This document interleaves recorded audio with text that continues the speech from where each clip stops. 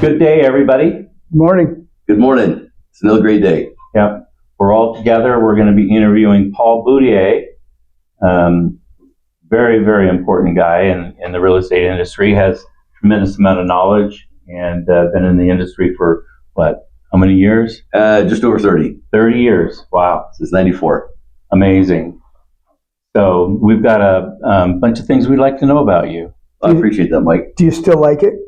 I love real estate every day. Yeah, when you come out of breaking concrete and bending nails, any day in real estate is an easy day. Every day in real estate. Yeah, and you have nobody that's controlling your schedule. Yeah. Right. So that's another beautiful thing about it. When you want to work weekends, you can work as long as you want. So as long as your spouse is in agreement with you, right? That's exactly right. As long as you get that support, which I do, then it's a great business. Yes. My grandfather used to say, he had a lot of different sayings. One of them was, when you work for yourself, you get to work half days. Mm-hmm. You just get to decide which half you want to work. That's right. Yeah. First 12 or And the I second thought, 12. Right, that's right. I found it's totally true. It's going to bleed into the other 12. Yeah. That's right. Yeah, that's right. Yeah. So my grandfather was in real estate. He had. What did he do? So the board at the front and had a chalkboard. He'd stand right next to the chalkboard and get a picture of him down on K Street before the K Street Mall. And it was real estate and business chance. So Okay. he sold businesses and he sold real estate. And he passed away when my dad was 13. And so Was this in the 50s or 60s? yeah, it'd be in the 50s. Yep. Okay. Yep, that's right. And so essentially, when I was in construction, my dad said, "Hey, you got to do something. Get out of construction, unless you're going to become a contractor, and maybe look at real estate." And so he had given me a book by Tommy Hopkins. And in Yep. Tommy Hopkins' book, it said, great prospector, door knocker, right? He said, go to work in a real estate company where that's very successful, and then do the things that nobody else wants to do. And so I did. I went to work at Coker Ewing because you guys were at Prudential, right? Mm-hmm. Just in the building over there, Mm-hmm. in the same complex. And so I went to work at Coker Ewing, and everybody there had a book of business, like they do here at Keller Williams now. A lot of successful people. So I went into the business, and I said, well, nobody else is door knocking, so I went out and started doing door knocking. And then just adapted, right, to the different cycles of real estate that we've had since '94, being able to meet people like you guys and a lot of other people like Wayne Hall or John Brophy, and being able to understand what they do and be able to learn from a standpoint where we're able to adapt to a market. What's your favorite part of real estate? The favorite part of real estate? Cash and checks. Yeah, cash and checks. Yeah, that's Kim's job. That's Kim's job. Yeah, she's on the accounting, the contract side. I'm on the lead generation side, right? And that's the beautiful thing about KW. I mean, being with Gary Keller, being able to understand how important lead generation is, and being able to fundamentally interwoven or intertwine that with education. Okay. Right. So how do you make lead generation and education a foundation with regards to providing value? Right. And so that's what we've been able to do, throughout the different markets and different cycles that we've had. Yeah.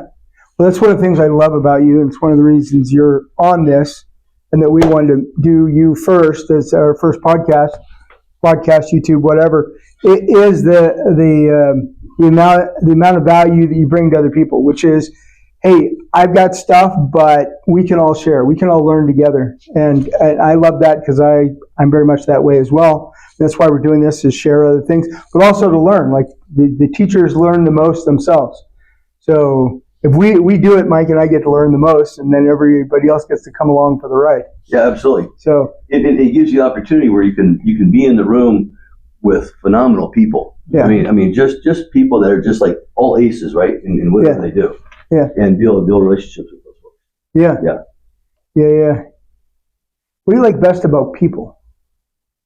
That the people that are respected in their industry, and getting to know them and understand how they work, and they don't have issues, but they have obstacles, right? They have obstacles, and so how can you help them flatten what is their obstacle? Right. And by being able to do that and ask questions and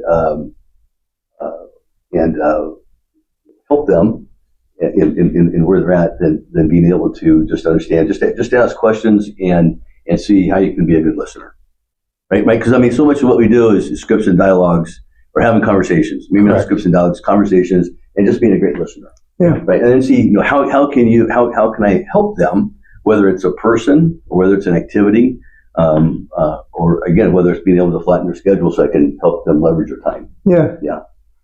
Yeah. I love that be able to flatten their problem. I mean, that's what we all want, right? We all want somebody else is going to come in and help, not necessarily solve our problem, but make it easier to get to the other end of our problem. Right. I heard something by Jimmy Carr recently, responding back to somebody, and he was saying that problems are a feature. Mm-hmm. And I've heard that before somewhere else. He's just where I heard it more recently. But everyone's got problems. But that's the nature of business, solving people's problems, or not necessarily solving. We call it that. It's really flattening people's problems so they're not as big. Right. And if you can navigate that the bigger the problem, the bigger opportunity. Mm-hmm. Oh yeah. Right. Because a lot of people will run away from whatever that looks like. Yeah. And it's like, oh, I'm not going to do that. Well, gosh, that means that there's a smaller pool of people that will do the thing that won't do that. So then I'm going to go do that. I'm going to go learn about that. Right. One thing that I think you and I talked about was a lot of teaching. So a lot of, some agents come to me, or some people come to me and say, how do you advance in your industry? Well, the philosophy, and my philosophy anyways, become a teacher. Teach what you know unconditionally. Doesn't matter if it's just an individual or somebody just has a question. If you go through that process, it allows you to be a much better person in what you do. Right. So teach what you know will propel you to a whole nother level in your industry. Well, it's really being the best student in the room. Yes. Right. Being the best student in the room. We talked before about leading from the front of the room. Right. So when you lead from the front of the room, there may be people in the room that might have prepared for whatever the content or the conversation is. Well, nobody like the person that's at the front of the room. What do you mean lead from the front of the room? You mean be the person who's teaching? Yeah, okay. Absolutely. And to that point, so and you don't have to be the smartest person in the room. Although what I do have to do is have to align myself with somebody who is. Right. And when I can do that, right, and then I can end up having a conversation with people that don't know me, and then I'm having a conversation with people that they do know, and I'm part of that fabric, and part of that framework. Well, instantaneously, right, you end up getting rapport, right, and you end up being appreciated, where you're going to have conversations with people that you couldn't have conversations with before. Correct. Yeah. Correct. Good. I'm trying to think. So when you got started, how difficult was it? How challenging, or did you just naturally get into that? Oh, it was tough, Mike. Yeah. Yeah, it was tough. Oh yeah. So I'm a native of Sacramento, right? So people say, oh gosh, well, you started your real estate business in an area where you grew up. So there's already a lot of people that you knew. Mm-hmm. Well, when I grew up, I had a great childhood growing up in the fast food business with my mom and dad. Gave me some great business skills that I appreciate to this day. And then going to a point where I ended up having some drug and alcohol addiction. Went through starting point when I was 21, had my 21st birthday in there. So when it came out, I knew everybody that I knew up to that point were business associates I couldn't do business with anymore. So I had to go out and meet people that I didn't know. Mm-hmm. For the most part, right? My knowing my family is one thing. Although there's a lot of people out there that you don't know, there's a lot of people that you do know, and I didn't work with the people that I didn't know. And so I went out there and understanding in an environment like at Keller Williams, where I could end up seeing the people that Larry Skills or Greg Larson or Joyce Hinkey, Carol Langley, right? All these people that had been in the business for a long time, and what did they do? Mm-hmm. Right, and then again, just taking that book and being able to go out and door knock and meet people. So it was very difficult, right? Because mm-hmm. you start at zero, and so we talk about getting a business and being able to have a book of business with people that right? And so a lot of the advantage where people come from different industries, they can actually go into that database and let people know, hey, listen, I'm in real estate, and being able to be that point of contact. With regards to decisions that the family's making, because they already know, like, and trust you, right? And so with regards to that, building that database is so important when people come into real estate, that they really sometimes take that for granted, right? And so being able to build that, when we came into real estate in '94, seeing what was going on in the market, was at the tail end of a cycle, coming back into 1990 where we had a .com boom. and just transitioning to each part of the market, just knowing and being surrounded with knowing that I had to be able to go out and meet people, right, and be able to look for those opportunities for people that had that need. Mm-hmm. So today, I didn't know it then, but today I call them the have-tos, right? So many times we'll go to a client or a friend's house, and they say, "Paul, we want to move," right? Although, what's part of the conversation, right? We don't have to, right? We don't have to move. And so when we end up isolating our time and seeing who we're working with and the problems that they have, right? The bigger the problems they have, then the bigger the have-to is. And so we look for the have-tos now, right? And we fill our calendar with the have-tos and being able to get those people what they want with regards to that. Mm-hmm. So what did you do during cycle changes? How did your business change and keep up with the industry when the market's just constantly going up and down? Because agents come and go in our industry constantly. Market goes down, we lose 50% of the agent industry. Market goes up, everybody wants to dive in and get rich quick. So what did you do in your business to maybe level that a little bit and or transition or change how you did business? So, Mike, I had the opportunity when, we look at all the different eras of when we live, right? When we live. And, if you live back in the 1900s, you didn't have the same opportunity that you do today. And today things move so fast, right? Change happens so fast. But I go back and I look at when I got into real estate in 94. There's really not a better time to do that, right? Mm-hmm. We're coming off of the computers. Fortunately, I did come out of an era where we had MLS books that were full of paper, mm-hmm. right? Everything's on the computer, although we were adapting to new changes. And so by being able to look at the change we had in the real estate industry, there wasn't a Keller Williams out there. There wasn't a company that was education-based that had a cap, right? And so Keller Williams was the only one at that time. And so with that, it was on a tear. Right? It was on a tear when it started when Gary started in '83 back in Texas. We opened up the first market center in 2000, and then how real estate changed. So real estate changed, and we were in the right area to be able to adapt to the market at that particular time and really start that tear, right? Then there's other people that came in after that to duplicate what Keller Williams had done under different models, different brands. So as we adapt to the different parts of the market that happen, I look at that as, because you mentioned that, not realizing it, that's really one of the adaptations of the market that happened at that particular time. Through that, we were able to understand, Gary came out with the Red Book, the Millionaire Real Estate Agent, and we were actually at a marketing master's group with, it wasn't Sally Dunbar. Maybe it was Sally Dunbar's listing. And I walked in with 2 boxes of the books. I handed them out to everybody, right? Now, not because I wanted to recruit everybody, because I want, from an education standpoint, I want everybody to know, hey, look what's going on, right? So I handed out books to everybody, that was at the marketing masters meeting that day. So then you transition into the market changing where we opened up Keller Williams. We're exposed to Gary Keller. We're exposed to the education component by being able to ask questions, staying in curiosity without jumping into judgment, and then being able to understand that how the market shifts with who's controlling the market, whether it's buyers or whether it's sellers, and then be able to change our narrative to match that. Mm-hmm. So as we end up moving into past 2000 and 2006, we ask questions. Right? So this guy in the office that's doing what are called BPOs, and say, hey, what are you doing? Right? So just ask questions, and then it's like, hey, no, this is what we're doing, and so okay, so what does that look like? And then understand that I said, hey, I'd like to shout at you on doing a BPO. I said, okay, great. Come in Saturday morning. We'll go out look at a property. Well, we go out, we look at a property. He goes, okay, Paul, we're going to take pictures of the front of the house, the left of the house, the right of the house, down the street, up the street. Okay, we're going to knock on the door because I called him and told him we were coming. So we go to the front door and you knock on the door. No one's there. We open up the door. We walk through the house. We're taking pictures. We get back to the office an hour later. We're doing the BPO finishing up. And we get a phone call. And it was from the guy at the house because he put his card in the house. And so he says, hey, is this so-and-so? And he goes, yeah, this is so-and-so. He goes, well, I found my card in my house. He goes, oh, what's your address? And he says, oh, no, it's 2008, whatever the street was. And actually the house we were supposed to go to is 2004, the one before that. It's actually my first property, right, ever doing a BPO on. We go into somebody's wrong house.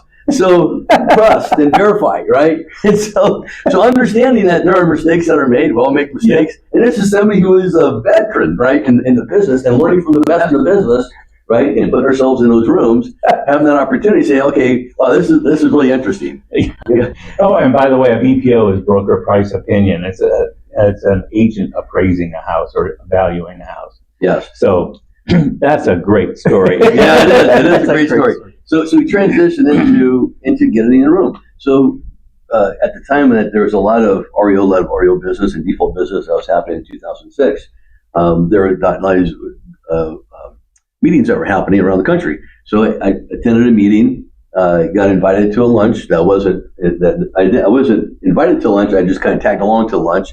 Part of the conversation. Through that, they ended up forming a group called ERN, Elite Real Estate Network, where they had a different agent in every part of in large MSAs around the country, and they would all share ideas because through that they knew that they weren't educating their competition locally, and so it became part of that group. And then so through that group, then we ended up finding that there were other groups that we could be part of as well. So we put ourselves in a room with these people that were doing unbelievable amounts of business, and by being able to just how can I add value, right? See that we're having a conversation. And seeing that in this conversation that there's something we can flatten out, right? There's a problem that we can flatten out. So how can I use my time to be able to go do whatever that activity is, and be able to benefit it, so that way the members will get a chance to know me, and then hey, Paul's a good guy, and he'll do the right thing, and then just be part of that room. So figure out what room you can get into, and then provide value for it, whether that's doctors, whether that's attorneys, whether that's CPAs.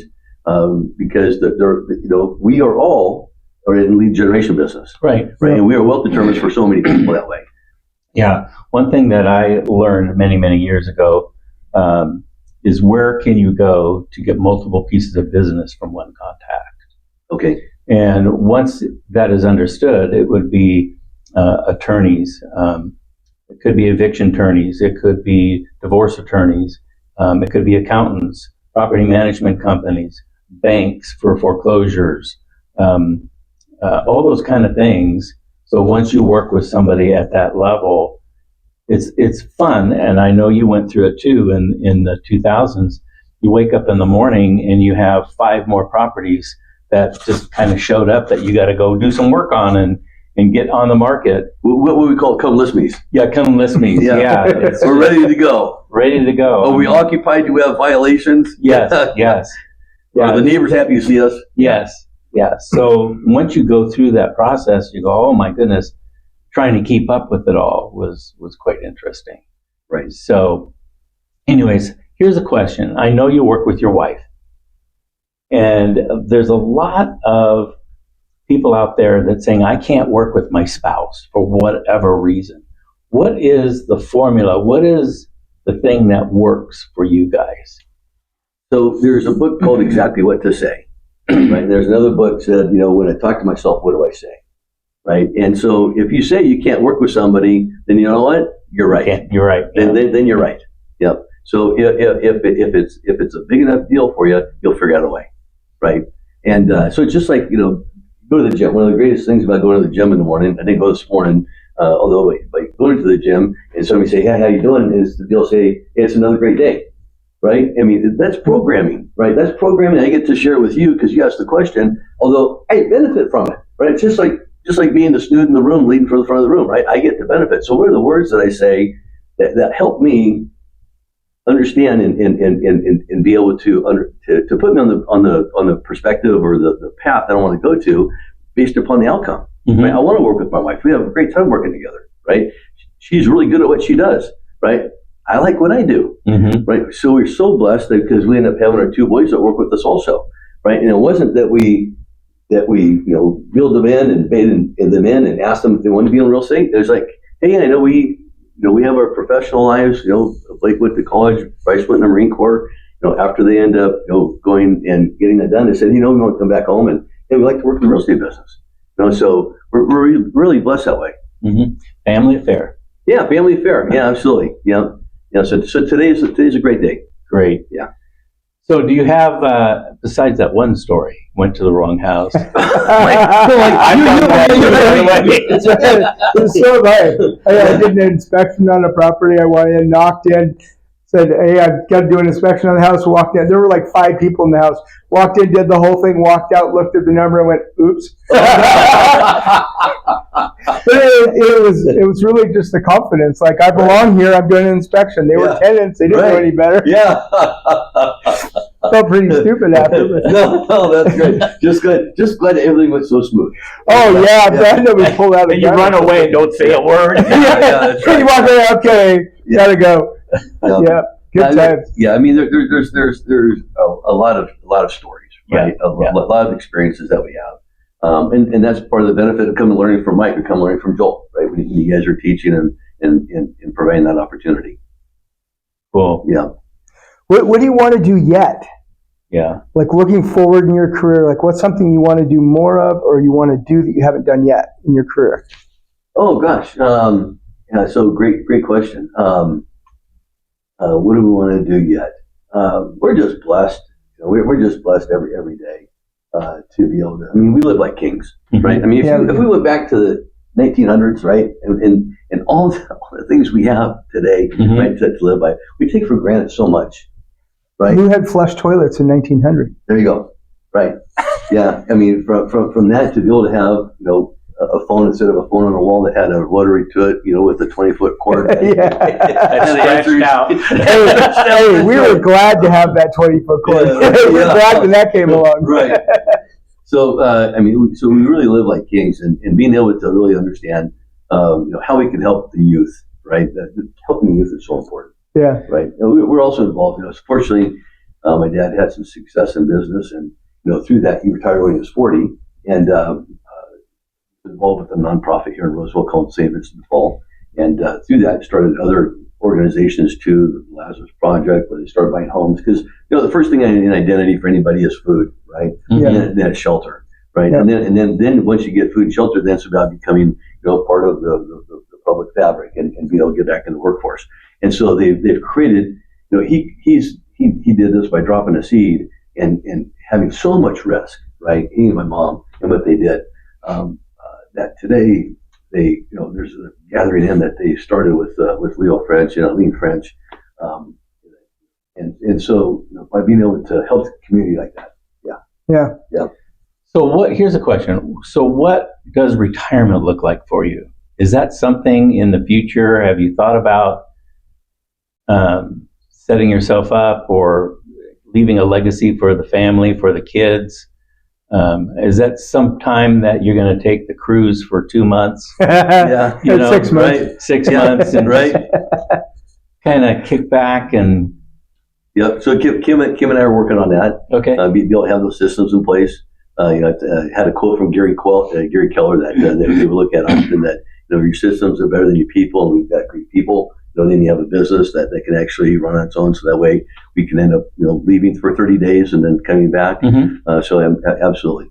I'm going to go back to his original question. What does retirement look like for you? Sure. So you know what? It's been a self-realization. In the last 5 years, I had a very good friend that is a estate planning attorney, and so he took and he sold his practice to somebody, and then he figured out after, I don't know whether it's 3 months or 6 months, some period of time, that I need something to do, and he's really good at what he does.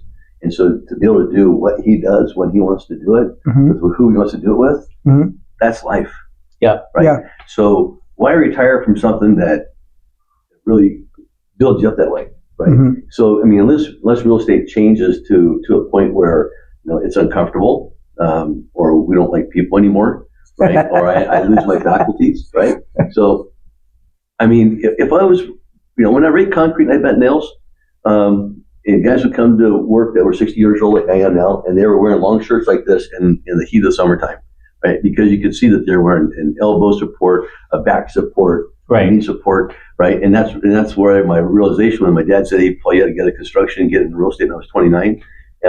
It's a great place to be where we're at today, by being able to do the things that other people didn't want to do, that provided us the opportunity. We've created some habits where whenever we retire from something that I really like to do, right, that fills my day. Yeah. And there's so many challenges that happen, right? Because to your point, Mike, we've when 2012 hit and Blackstone was buying, right, we were one of the 5 buyers that was buying out of MLS for them, right? So when properties would come up, the listings in MLS, we'd just send offers over and they would buy them. So there were 5 teams in Sacramento that did that. But we transitioned in that same time, the bankruptcy cycle, right? Because everything's in that cycle that you talk about all the time. That bankruptcy cycle is in the 7th, 8th, 9th inning. And through that, we were introduced to bankruptcy. And that's an area where there's just not a lot of people, not a lot of realtors or brokers in the room, right? So if you can understand and build that trust, because the biggest thing that industry has a hard time with is be able to trust people.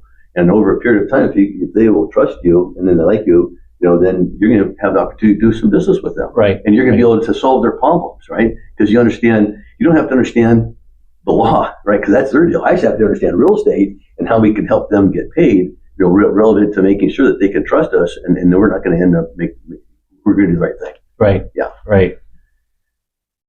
Okay. So retirement looks for me like just keep doing keep doing what we're doing. I mean, if our boys, if the boys take on the business, right?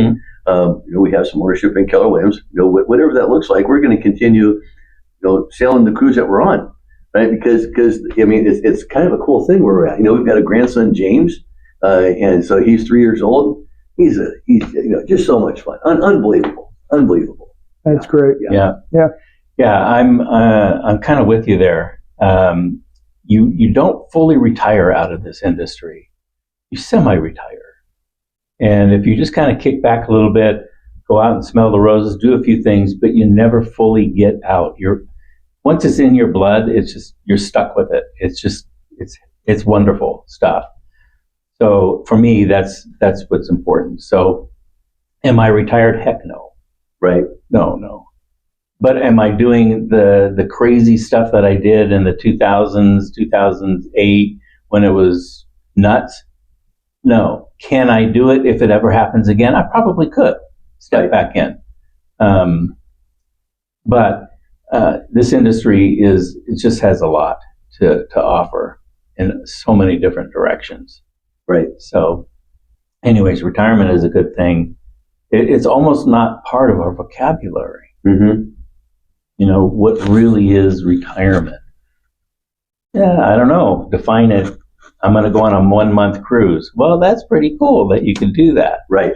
Or 6 months out of the year, do something. Right. Bounce back and forth or whatever. But yeah. So I'm just trying to think what. So we meet a lot of wonderful people in this industry. Yes. Right. And one of the things that I have found is that, and so this happened by accident. Mm-hmm. Right. So everybody's so receptive to getting a $1 million real estate agent, right? But when I brought it in, when we end up getting. I was at that meeting, by the way. Yeah. Right. Yeah. Yep. Yes, you were. Yeah. The icons of Sacramento real estate are in that group. Yeah. Yes, they are. Market masters. Yeah. And so through that though, and in understanding getting into real estate, there's a book that's called Lynchpin, and it had to come out sometime in 2010 or so. And so we were at an REO conference, and I thought that I'd send this book out. I bought a couple books and I sent them out to different people. And so not knowing, how important that was. Although people that are in leadership positions, they love to read books on self-help and mindset, because everything we do is so much about mindset. Mm-hmm. Right? Our mind can allow us to succeed, or it'll pull us back based upon how we think and how our programming is. So we were at this meeting. It's a big REO default meeting, and there must have been more than 500 people in the room. And what happens is, Mike, you're up there, you got all the asset managers or portfolio managers and decision makers up there, and so everybody's going to rush the stage, right? After that. So that's essentially what happened. So we are probably, everybody was going up to be able to meet everybody that was on the panel, and it was probably 10 people deep, right, and maybe 30, 40 people wide. So just a lot of people were there. And so one of the speakers was Roger Bean. So Roger ended up owning a company called LRES at the time, and he does a lot of appraisal management work, and very successful company, and just. And he's a person that said, because I asked him, Roger, at that time, I said, hey, so if you're a real estate agent now, what would you do as far as being able to get a real estate? Because Paul, I would go find an attorney that's well respected, and I would go be their go-to for all things real estate. You go do that one thing, and you'll end up finding somebody that will end up having that repeat business for you, where you'll get 10 or 20 or more transactions a year just by that one person. I thought, that's so cool. But anyway, so what I did is I sent Roger this book, the Lynchpin book. So we're up here, I'm all the way in the back of all these people waiting to meet the people and meet them up there on the panel. And I could read Roger's lips. And Roger's lips say, "There's my book buddy." Right? And I thought, oh man, I said, man, if I get Roger to think, hey, there's my book buddy, right? Man, I need to send books to everybody. Right? So I did. So I would end up buying books and sending books out. And then people always know, oh yeah, Paul's going to send you a book. And then other people who would see me give books away, right, say, oh, I'm going to write their own book. So they would write a book one time. I'd see them at different conferences, but they could only give their book away one time. Right? I could give away a book every time I saw somebody. Yeah. So we could have a conversation around that book.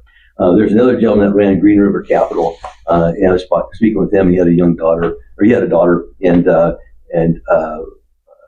asked him what's the best book that he had read, and he said, "Oh yeah, Strong Father, Strong Daughters." Right. So I read that book, and that was the best book I ever read about understanding how my daughter thinks. Right? Yeah. Okay. So he's just. I should read that book. Yeah, absolutely, yes. So and how to show up, right? How to show up for her. What does that look like? I mean, it just gave me great insight. So being able to learn and be able to hand books out like that is really important. It's also important to read the book before you give it away. Oh, exactly. Yeah.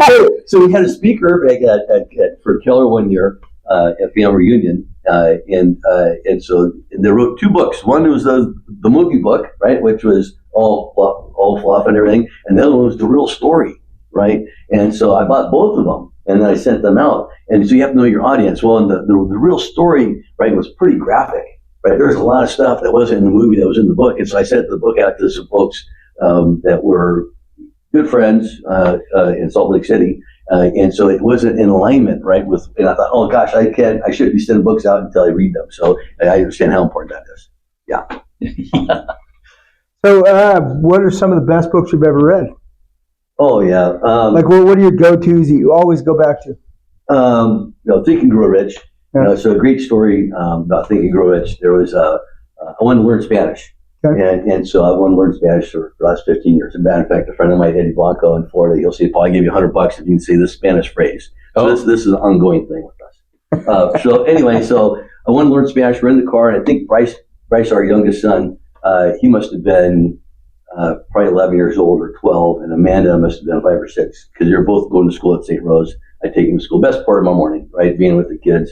And so we're driving to school. I'm learning Spanish. I don't have their attention because they don't want to learn Spanish. And I get kind of frustrated, on this number 3, and I'm not learning anything. So somebody gave me a book on tape, Think and Grow Rich by Napoleon Hill. Yeah. So I end up putting in the tape, the CDs, right? Listen to the CDs. I think we're on CD 3 or 4, and in there it talks about the 12 things that make men wealthy. Right? So I listened to this. I thought, oh man, this is like great programming, right? This, and the kids are in the back seat listening to all this. Oh yeah, Bryce is in the front seat, Amanda's in the back seat, right? Listen to this, right? So I'm thinking, okay, so they're listening to this. I'm thinking, oh gosh, I need to get this to stick with my son Bryce. And so we listened to it. I said, hey Bryce, let's learn the 12 things that make men wealthy. First one, sound physical health, harmony, human relationships. So he goes, oh, Dad, I don't want to learn that. Bryce likes to collect money, right? So I said, well, hey, Bryce, let's learn this. So we learned the first 3. He memorized the first 3. Okay, Bryce, there's only 9 more to learn. I said, learn the first 12, right? And then repeat them for me. I'll pay you $100. He goes, $100? I said, yeah, I'll give you a Benjamin. Go, okay, all right, terrific. It took him not less than a few days, right? He memorized the 12 things that make me wealthy. So I thought, okay, how are we gonna cement this now, right? And so I said, okay, Bryce, for the next year, anytime I ask you the 12 things that make me wealthy, I'll pay you $5. He goes, really? I said, yeah. I said, so what are the 12 things that make me wealthy? He said, I gave him $5. So to this day, that first year, we figured out he got over $800. Oh wow! Yeah. So after savings, yeah. So after like the 7th month, he said, hey Dad, you want to know the 12 things that make me wealthy? I said, no, as long as you already know what they are, that's good for me, right? So anytime you see Bryce, I'm in the room, you can ask him, hey, what are the 12 things that make me wealthy? He'll spit them off, I'll give him $5. Yeah. So that was that's good. Yeah, that's a very good go-to one. Yeah, that's a good one. Yes. Yeah. So just appreciate that. Mike, what's one of yours? What? A great book that we keep going back to over and over the years. Think and Grow Rich is one of the major books. Yeah. And then the Keller book. You can't go wrong with any of those. Absolutely. Yeah. But I'm a audiobook guy. Yes, so, I am too. Yeah, I just love that to death. And there's some really, really interesting things out there that you can listen to. So, yeah, just those are the great books. So what is a book that you refer to? Of course, you read a lot of books. I do read a lot. Scripture is always good. They say a great book is something that you can read over and over and learn something new every time. Mm-hmm. And, I just started the Old Testament again, and it's still good. Yeah, right. I was probably 45 before I feel like I got anything out of it. I don't understand this book. But then after 45, there's just so much meat in it. I began seeing things the way Abraham did stuff, and Lot, and the way he treated people, and like business stuff. How people did stuff, and then what happened afterwards, and so I find that even though it's 3,000 years old or 4,000 years old, it doesn't go out of style. People haven't changed that much. Right. Fundamentals. Yeah, right. Yeah, it's the fundamentals, and it's recorded so people make less stupid mistakes. Mm-hmm. Right. Yeah. So I think one of the questions that I have, anyways, is how do the young people move forward in their lives? And I started thinking about that the other day, and I thought the best way a young person should move forward is talk to the old people. Yeah. Just interview older people that are 50 years and older. If you're in your 20s, find out how they made it to 50 and why they're still alive. Right. Yeah. And how they got to where they are.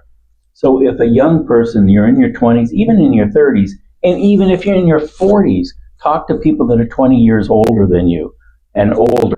Especially like if you're new in the industry, any industry. Any right? industry. Especially if you're in the industry. Yeah. Right. Or just in life. Yes. Just normal things. I think that is one of the missing things in our society today, is the young people don't really know things.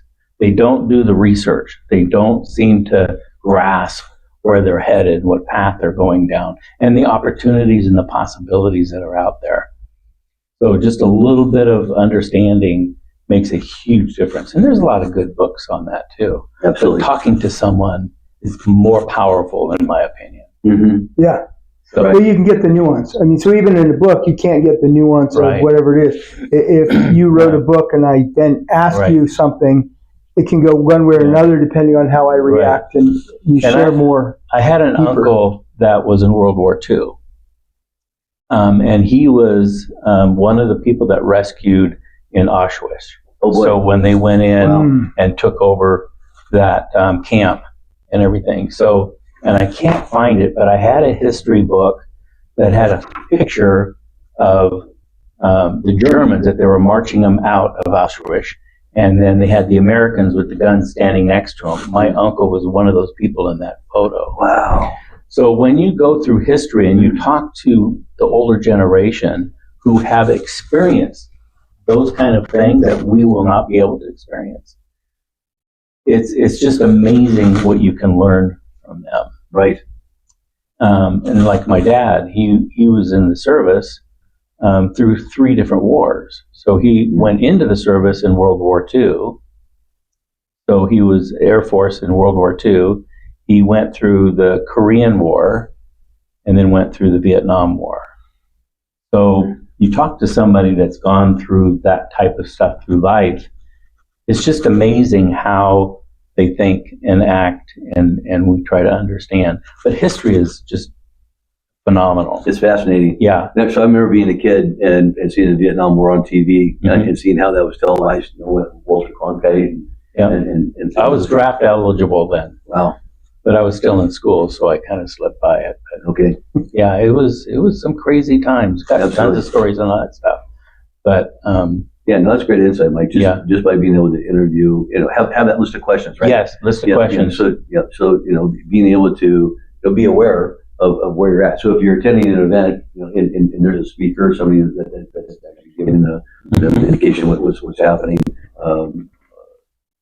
being able to ask questions is really important. And to be on purpose with understanding those folks that have lived there and those areas before, it's like your father, right? And generations, if you can get into those folks that have been around for 100 years, They can remember that's just remarkable. Yeah.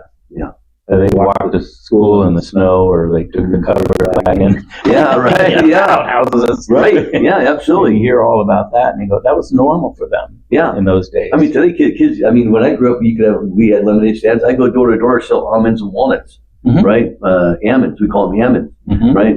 And I mean, you very seldom do you see any kids. I don't think I've ever seen a kid come to my door selling anything anymore. Not even Boy Scouts, right? No. Girl Scouts. I mean, lemonade stands only with the parent supervision. It's different world now. Well, Mike, when you talk about reading books, Ben Kenny, he told me one time, and this is probably 15 years ago, when he was doing REO, and he's got places doing a lot of different things now, and remarkable talent. But he would tell me when he reads books, because I get very sidetracked by reading a book. If I read something, if it doesn't hold my attention, it's like, okay, squirrel, and I'm on to something else, right? I do the same thing, so I'm always reading 10 books at a time. Okay, right, so being able to have it on Audible, right? So buy it on Audible, buy the physical book, and then buy it and then listen to it as you're reading it. Right, and because that then creates that habit where now I'm reading faster than I'm able. I have to read faster to keep up with Audible if it's on 1.75 or 2 times the speed, right? And so that helps me hold my attention that way. That's a great idea. Well, okay, what's a habit that everyone should learn? Oh, like everybody, not just real estate agents. Sure, but like what's a core fundamental habit that everybody should know? Oh gosh, that's what's a core fundamental habit. Well, if you don't take care of your body, nobody else will, right? I mean, I eat a lot of junk food, right? Then I go to the gym often too, right? So that one doesn't cancel out the other, right? So we're getting better with our habit around eating, in our selection of what time of the day we eat, and different things like that. So understanding your body, keep the wheels on the bus moving, right? Okay. You got to keep the wheels on moving. So what habit would that be? Would that be going to the gym? It's about having the mindset about how important going to the gym is. Okay. Right. So Gary Keller talks about being a ballerina.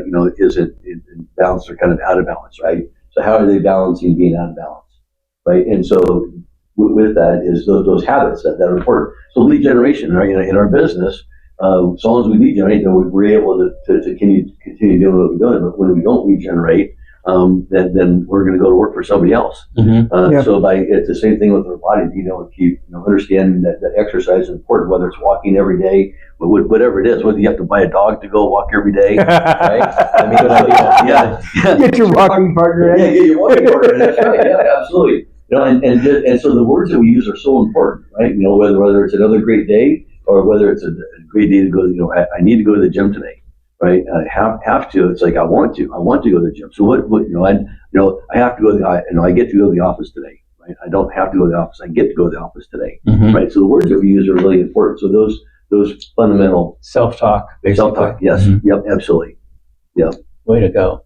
Good going, Mike. What's a habit you think everyone should have, or you think is crucial? Wake up every morning.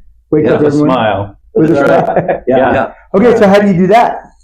Well, when my kids were young, we would get up, and Kathy would get up and walk into the kids' room. Good morning. I saw good morning. Good morning. I'd like to say good morning. My kids hate that because I do that all the time. I know. Yeah, that's awesome. My daughter hated that, but now she does it with her kids. Nice. So that's great. You just got to wake up and force yourself to be cheery. And that starts a great day every time you do that. Sure does. So that habit has been ingrained in me for many years. That's great. So, hey, you're not pushing up daisies, so it's a good day. That's right. It's a good day. Yeah. Wake up a little tight and stiff in the mornings, but hey, that's just what happens when you get older. Grateful for the opportunity. Yeah. That's awesome. So, anyways, I think we're pretty much out of questions, but all right. Okay. Well, I appreciate the time today, Calvin. Yeah. Thank you. Thank you so much. Absolutely. It's a pleasure. Yeah. No real question. Thanks, Joel. Yeah. Mike. Thank you. And Paul Boudier, he is an incredible person and tremendous things to learn from. So thank you very much for listening in.